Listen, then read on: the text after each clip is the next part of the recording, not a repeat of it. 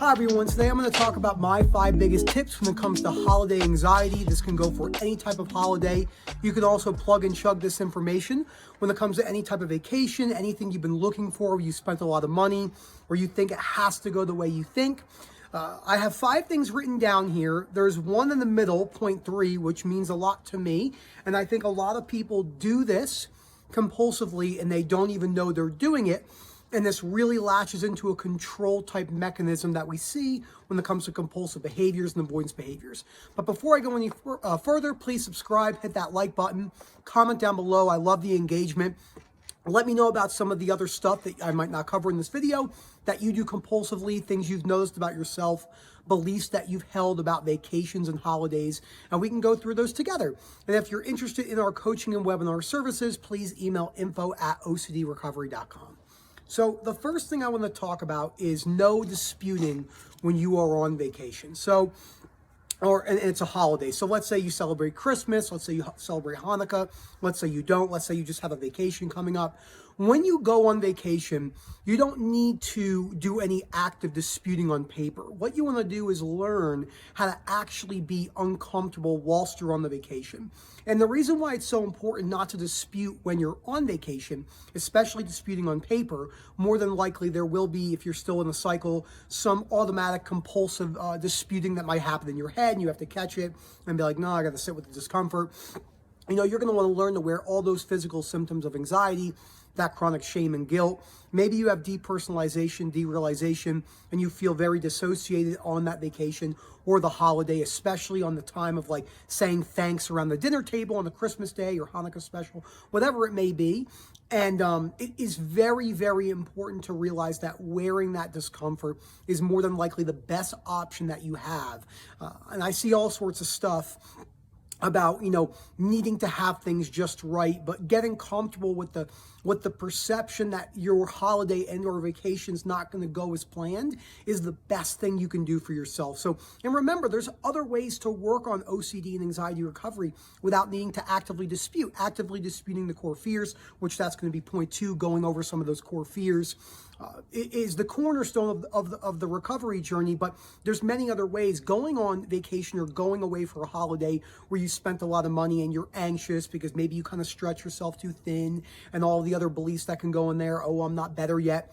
Wearing that discomfort without needing to have it gone can be a great just life exposure. As many people who watch my videos know, I always say that life will give you exposures. A lot of times exposures can kind of run their course in many ways, and life is just going to give you these situations, especially going into the fear of fear. And if you want to learn more about the fear of fear, because there's certainly a fear of fear aspect when it comes to holidays and vacation, you can go to our acceptance playlist and go through that. So the second thing I want to talk about is breaking down the fears after you get back. So again, let's say you're kind of in a good place. You're not really doing disputing too compulsively, but you kind of are feeling the anxiety thermometer turn up because you know you spent a lot of money.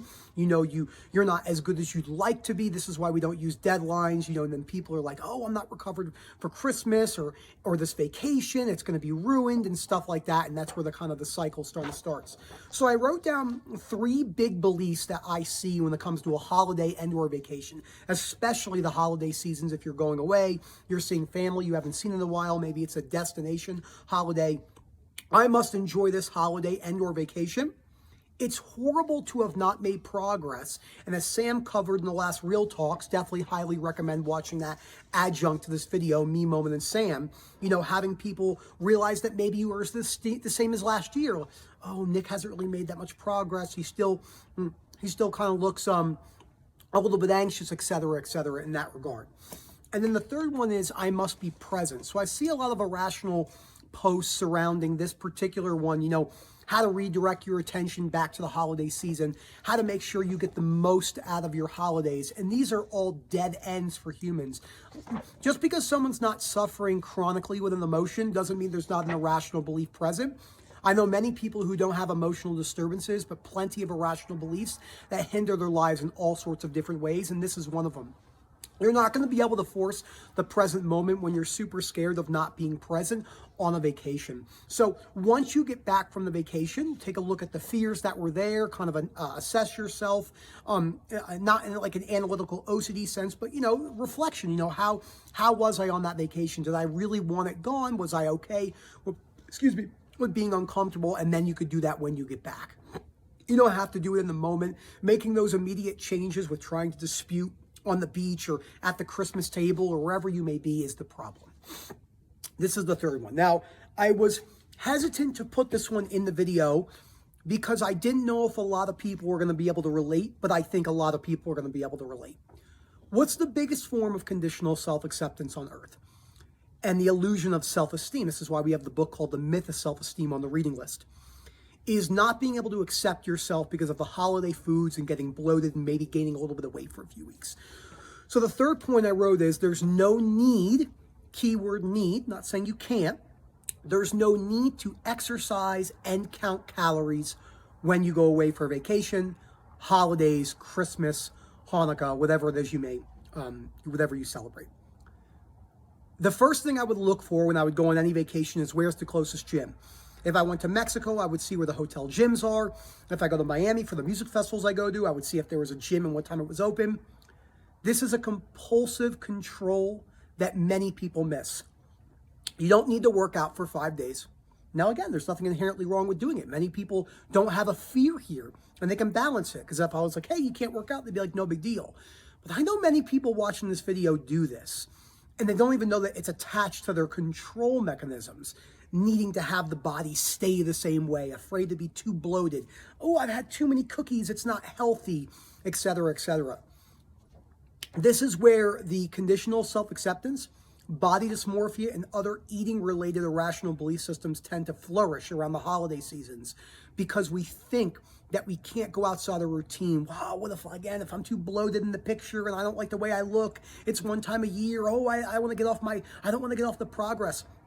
I've been there. I've made all these common mistakes over and over and over again. And I had to realize that style of control that I was looking for so deeply was continuing the fear of gaining weight, the fear of being bloated, the fear of not looking a certain way, and that kind of was repeatable. So again, if you're going away for 3 days, 4 days, I'm going away for 5 days, there's no need to work out. You can work out when you get back. It's very, very important to cover that. Again, if you are balanced with it, that's fine, but I know many people are not, and they're using it as a control mechanism. They'll do extra cardio to kind of balance it out. Not necessary. Stay with your routine, stay with your habits, and you can drop them for a few days when you go. I think that's very key. The fourth thing is not avoiding. Now, this one seems simple, but unfortunately, a lot of people will do this. They'll cancel their vacations. They'll cancel holiday dinners. They won't have people at their house, especially if they say POCD or harm OCD. They don't want to have children at the house or friends with their nieces and nephews and everything in between. And that's the same thing. This plays into the point before this. They avoid certain foods. Oh, too much sugar, too unhealthy. And the balance is absolutely key. So going through with the holidays, going on the vacations, bringing it with you, taking the long plane rides, the long drives, whatever you may be doing if you're traveling, all the setup. Because what happens is a lot of people avoid the holidays when they're suffering because of a fear of being overwhelmed. They don't want to have to be too overwhelmed. They don't want to have too many symptoms present. So what they'll do is they'll just put everything off. And it seems like the right decision, but overall it's actually a really poor decision because they're just kind of still instilling that fear cycle of needing things to be perfect. So whatever it is, and there it goes right there, my paper. What's the last one? Okay, I know the last one. That's so funny, and it's really cold. My butt is freezing. I'll turn the camera around and show you. It's below freezing right now, and there's a bunch of snow on the ground. So, but understanding that is absolutely critical to your overall progress. You're not going to be able to avoid your way to recovery. You've never heard someone say, hey, avoid these things. It seems like the right thing to do when you're really anxious and really triggered, but it's really holding us back. And the fifth thing I want to talk about is, and this doesn't affect everyone, we talked about this on the Real Talks, expect to feel very anxious when you get back from your vacation. And so what happens with a lot of people, not everyone, yes, there are a lot of people that have the doom and gloom, as Sam said, when they were going on the vacation, but there's also a lot of people who will come back and almost experience mimicking depression or whatever it may be, or feeling of down or self-loathing, because what happens is they've put the vacation day and the holiday days as something inherently too special. When if you really think about it, there's no difference between Christmas and a regular Tuesday in July. The only difference is that you have a perceived belief system that holidays should go a certain way. And that's something that kind of perpetuates that cycle. So there's nothing wrong with inherently being excited or wanting to enjoy the holidays, etc.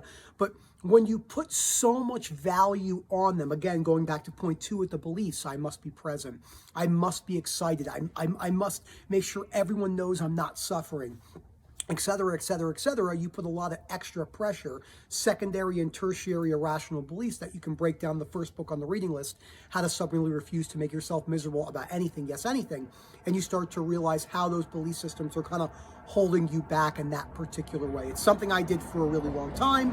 I think we all do it.